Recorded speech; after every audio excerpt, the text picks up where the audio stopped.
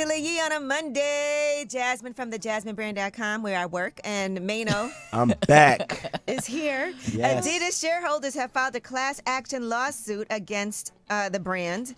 They're saying that they did not warn investors about the anti-Semitism and extreme behavior exhibited by Kanye West before their partnership ended last year. And that lawsuit was filed on Friday, by the way, in a federal court.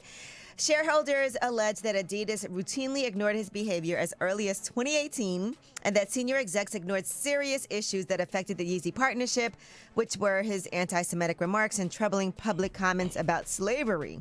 So they said in a report from that year, Adidas was generally alluding to the risk rather than stating that the company had actually considered ending the partnership as a result of Kanye's personal behavior. And they're saying that Adidas, the lawsuit also said Adidas was aware and failed to take meaningful precautionary measures. So they should have been warned, is Right. basically what they're saying. Okay. Yes. Now, Adidas made a comment to CNN. They said, "We outright reject these unfounded claims and will take all necessary measures to vigorously defend ourselves against them." The problem when you have a company is when you have shareholders, you do have to answer to them. Right. Yep. And you have a responsibility to them. So, all right, Jermaine Dupri, he was on Tamron Hall and he was talking about Freaknik. Everybody is going crazy about this Freaknik documentary. And some people are nervous that some of their escapades will be featured on this documentary. Right. Well, here's what Jermaine Dupri told Tamron Hall.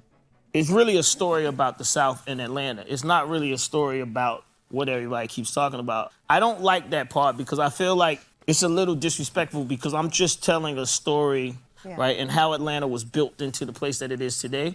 People came to Atlanta through Freaknik, and they stayed. So this is a big deal because you're clearing this up. This is not about this wild party. I can't say that you won't see freaking in the It's going to be some freaking and Freaknik for Of sure. course. Yeah. But I get what he's saying. He's saying it's not just solely about that. Right. It's not like Girls Gone Wild Right. at Freaknik. It's the storyline. Y'all saw you know? clips over this weekend that kind of reminiscent of Freaknik that was going on around this weekend? Yes. Okay. Yeah. The Thank new goodness I'm clips? not in none of those. Yeah, well, I'll send them to you later. All right, the Bamboozle Festival was supposed to be happening, featuring performances from Rick Ross, Coi Leray, and others, has been canceled. It was canceled 1 week before returning after an 11-year hiatus. So it was supposed to be going down, but they announced that it was canceled on Friday, actually. Joey Badass was supposed to be there, Trippie Redd, A Boogie with the hoodie, all of those people. But apparently, I guess there were some decisions that had to do with permits, according to NJ.com, NewJersey.com. They did not file the necessary paperwork for final permits, and there was an ongoing concern, according to a city business administrator, that they were not getting those documents from festival organizers in a timely manner. They said, "We asked for this information months in advance to protect the city and the taxpayers of Atlantic City. The event was fast approaching and these issues were still unresolved, so people had to get their money back." I never heard of this festival before.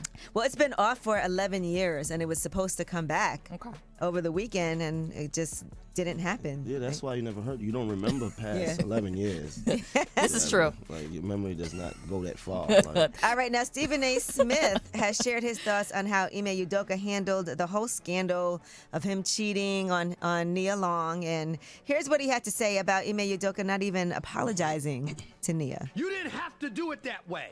But to have a press conference and put his business, tacitly or otherwise, on Front Street, you didn't think about Nia Long at all. But you thought about the other woman who purportedly was white.